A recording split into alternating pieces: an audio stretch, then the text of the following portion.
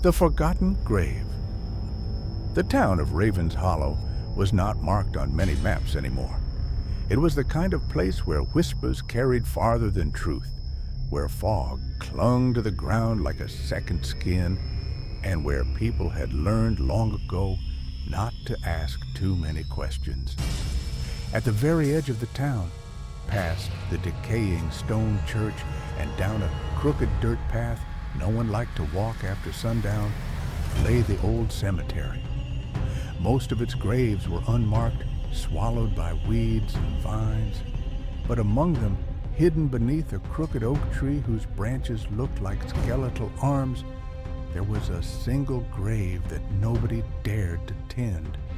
Its stone was cracked, its inscription half erased, and its presence carried a weight that even the wind seemed reluctant to disturb. It was known only as the Forgotten Grave. Hello, world. It's Gomez, Chapter 1.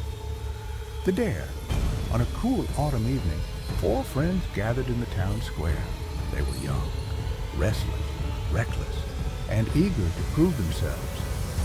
There was Daniel, the self-proclaimed leader of the group, Emma, curious and always skeptical, Chris, quiet but loyal, and Leah, whose nerves were easily frayed, but who hated to be left out. They had grown up hearing stories about the grave. Their grandparents told them never to go near it, that it belonged to someone who had been wronged in both life and death. Some whispered it was the burial of a witch. Others said it was the final resting place of a murderer who had been cursed. Whatever the truth was, the fear it inspired was enough to keep most away. But Daniel wasn't most people. "Come on," he said, tossing a flashlight in his hand as if it were nothing. "It's just a grave. We'll go there tonight, prove there's nothing to be scared of, and you'll all see how silly these old stories are." Leah shivered. "What if it's true?" Emma smirked. "Then we'll finally have something more exciting than small-town gossip." And so, as the church bell struck midnight, they found themselves walking down the overgrown path toward the cemetery, their laughter thin and uneasy in the night air. Chapter 2. The Grave. The cemetery was older than memory itself. Stones leaned at odd angles, names faded into unreadable marks. The air smelled of damp earth and something faintly metallic, like rust or blood. "Over there," Daniel whispered, pointing his flashlight at the crooked oak. The grave was smaller than they expected. Its headstone was cracked, a deep fissure running through the middle. Moss covered most of the inscription, but when Emma brushed it away, she could just make out the words. "Here lies," and then nothing. The name had been scratched out violently, as though someone had tried to erase the very memory of the dead. Chris frowned. "Why would someone do that?" Daniel grinned. "Because people love drama. Probably just a thief, or some scandal nobody wanted remembered." But as he said it, the wind stirred, carrying a low, hollow sound that seemed to seep up from the ground. Leah clutched Emma's arm. "Did you hear that?" "It's just the wind," Daniel insisted, though his own voice trembled slightly. Chapter 3. The Disturbance. To prove his courage, Daniel dropped his backpack on the grave and sat down on the stone, laughing. "See? Nothing's happening. No ghosts, no curses, just an old grave." Emma rolled her eyes, but Chris shifted uneasily. "You shouldn't sit on it." "That's disrespectful." Daniel ignored him. He pulled out a small bottle of liquor he had stolen from his father's cabinet, raised it in mock salute, and poured some on the grave. "A toast to the forgotten soul." The ground seemed to quiver, barely noticeable, but enough that Leah gasped. "Stop it, Daniel. Please, this isn't funny anymore. Before anyone could reply, the flashlight in Emma's hand flickered once, twice, then went out completely. Darkness swallowed them, thick and suffocating. "Daniel, turn on yours," Emma hissed. But Daniel's light wouldn't work either. One by one, every flashlight went dead, as if the batteries had been drained.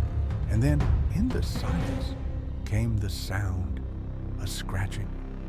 Soft at first, like fingernails against wood, but it grew louder, closer, until it was unmistakable. It was coming from beneath the grave. Chapter 4. The rising panic set in. Leah screamed, clutching Chris's arm. Emma tried to stay calm, though her breath quickened. Okay, it could be an animal. A rat, or... The ground cracked, soil shifted. A deep groan, like the earth itself was waking, rolled beneath them. Daniel stumbled back, his bravado gone, and then, with a sudden, violent lurch, the grave split open. Dirt spilled outward, the headstone toppling forward with a crash. From the pit rose a hand, pale, skeletal, its skin stretched thin like parchment over bone. Clawed fingers grasped at the night air, pulling something unspeakable from the depths. A figure emerged, hunched and twisted. Its eyes glowed faintly like embers in the dark. Its mouth opened in a soundless scream, a wail that seemed to echo, not in their ears, but inside their skulls. The forgotten had risen. Chapter 5. The haunting. The friends ran, their footsteps pounding against the earth. They didn't care where, only away. But the cemetery seemed endless, the paths twisting back on themselves, the gates never appearing. Behind them, the sound of dragging steps followed, slow, unrelenting. Leah tripped, falling hard against a stone. Emma turned to help her, only to see the creature standing just a few feet away. It didn't move like the living. It glided, its body half decayed, half shadow. Its presence bent the air around it, and with every step it took, the temperature plummeted. Why? Why us? Leah sobbed, the creature's hollow gaze fixed on her. And for a moment, Emma swore she heard words inside her mind, ancient, broken whispers. Forgotten, remembered, blood, death. That's chapter 6. The truth, somehow they made it back to the church. The heavy wooden doors stood ajar, and they rushed inside, slamming them shut behind them. The church smelled of dust and old wood. Candles, long extinguished, still lined the altar. Chris, shaken, searched frantically for anything that might help. It was erased, Emma whispered suddenly. The name. It wasn't just vandalism. Someone wanted the world to forget who that person was. Daniel's voice cracked. Then why is it after us? Emma turned toward him, her face pale. Because you disturbed it. You mocked it. And now it wants more than memory. It wants life. As if on cue, the church doors rattled. The wood creaked, groaned, splintered under invisible hands. Dust fell from the rafters. The creature was outside, and it was coming in. So chapter 7, the bargain. Leah cried out, falling to her knees. Please, we didn't mean it. We're sorry. The rattling stopped. Silence filled the church. Then slowly, the doors opened. The creature stood in the doorway, its eyes burning like dying coals. It raised its hand, pointing at Daniel. Take him, Emma whispered, her voice shaking. It's him you want. He's the one who mocked you. Daniel spun around, horrified. What? No, we came here together. But the creature stepped forward, its gaze fixed only on him. Shadows stretched across the floor, wrapping around Daniel's ankles, pulling him toward the open door. He screamed, clawing at the ground, but the shadows dragged him into the night.